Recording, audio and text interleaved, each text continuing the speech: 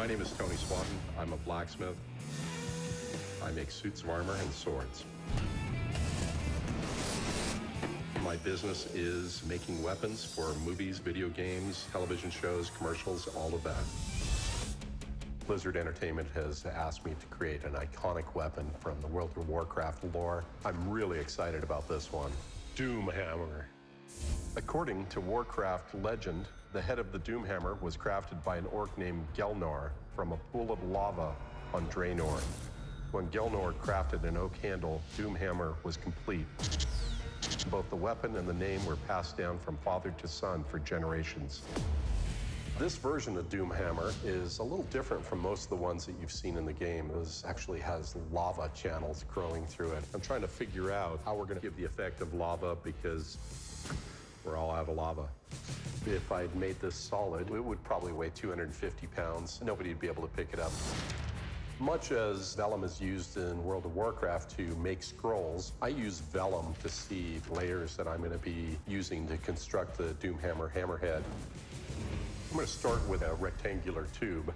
For the end caps, we'll put plates of aluminum. Supporting the wolf head will be bulletproof glass, and then there's 4 bands as opposed to 2 that are in the original design to make it stronger. This is a very intricate piece, and it's going to take a lot of work. I take a look at the drawing and create a paper pattern. Next, I'm going to work on tracing the sides of the hammer face onto 11-gauge steel and cutting that out on the bandsaw. After the panels are cut out, I'll bring them over to the power hammer and hammer in a bunch of lava-type distress look on the hammer face. And I'm going to weld the seams together on these 2 edges to make a rectangular hammerhead.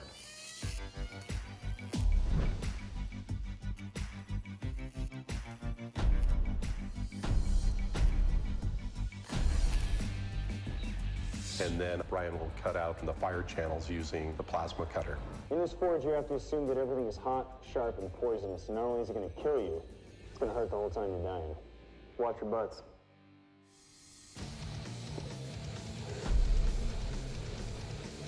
The plasma cutter can achieve temperatures of 45,000 degrees Fahrenheit. It vaporizes that metal underneath it and cuts a channel. After Brian has plasma cut the channels, we will take the scale and flash off using a die grinder. For the end caps of the Doomhammer, Brian will cut out 5/8 aluminum on the bandsaw. And then he'll bring it over to the vertical mill and mill out the fire channels. We send the aluminum out to get anodized, and they'll do a gold anodizing finish with red highlights. There's so many layers to it, and I have to make it glow. When I saw the artwork that Blizzard Entertainment supplied, it showed only 2 bands. The place you're going to hit with a hammer are these corners. So I'm going to reinforce these corners, adding 4 bands as opposed to 2. I'm just going to soften it at a red heat so I can forge it underneath the power hammer. And I'm going to take it to the anvil and bend a 90-degree angle. We've drawn the frost wolf on a sheet of steel. So I'm going to use a tool called a jeweler's saw. I'll carve in the details of the mane and the teeth on the Fordham disc grinder. That completes all the elements for the hammerhead. To begin the construction of the pommel, I'm going to take a 3-inch diameter round bar, put it into the forge, and bring it up to a temperature of about 1600 to 1800 degrees and smash it till it looks like the pommel that I want.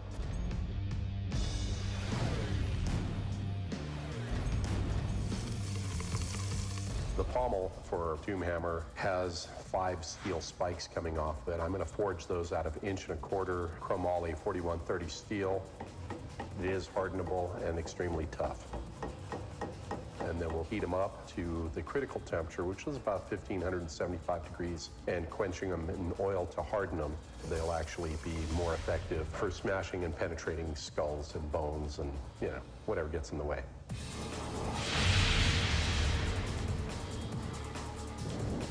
Once I'm done forging the spikes, I bring them over to the chop saw and cut them to length.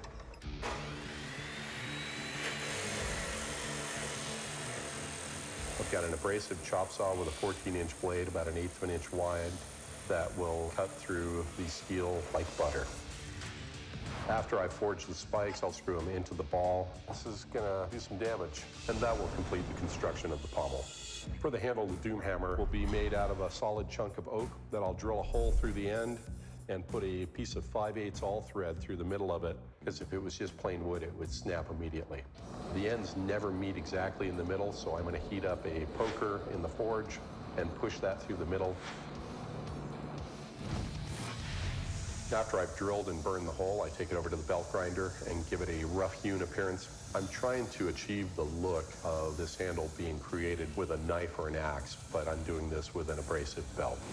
There's a design element in the Doomhammer handle that shows these little patchy pieces of metal. I had a tool that will impart dragon scales on it, and then forming the metal to wrap around the side of the handle, burning it into place.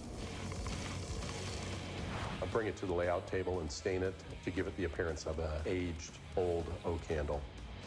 That will complete the construction of Doomhammer's handle. The final assembly on this is very complex due to multiple layers.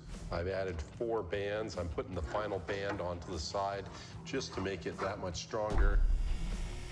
I need to rivet things together. I need to bolt stuff together. It's a giant 3D jigsaw puzzle. And we're using Lexan, which is a bulletproof material. It's bolted and riveted throughout the interior. This way, we can have the frost wolf floating in space in the fire. The final element to assembling Doomhammer is screw the pommel to the grip and then bolt the top of the hammerhead together. Done. What I've determined is we're going to use glowing lava-colored lights from the inside of the hammerhead to make lava channels glow. Yeah. This will create massive DPS. If I'd made Doomhammer solid, probably be close to 300 pounds. We'll weigh it up. Right at 50 pounds. Almost 300 hours working on this, but it's finally complete. Let's go crush something with Doomhammer.